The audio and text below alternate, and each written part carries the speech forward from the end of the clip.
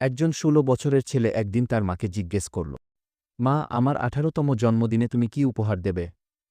মা মুচকি হেসে বললেন, যখন তোমার ১৮তম জন্মদিন আসবে, তখন আলমারি খুলে দেখবা সেখানে তোমার জন্য উপহার আছে। এর কিছুদিন পর ছেলেটি হঠাৎ অসুস্থ হয়ে পড়ল। ডাক্তার জানালেন, ছেলের হৃৎপিণ্ডে ছিদ্র হয়েছে ও আর মাত্র ২ মাস বাঁচবে। কিন্তু আশ্চর্যজনকভাবে ছেলেটি হাসপাতালে থেকে টানা ২ বছর বেঁচে গেল। সুস্থ হয়ে যখন সে বাড়ি ফিরল, তখন জানতে পারল তার মা আর বেঁচে নেই। কাঁপতে কাঁপতে ছেলেটি আলমারির দিকে এগোল। আলমারির ভেতর একটি চিঠি রাখা ছিল।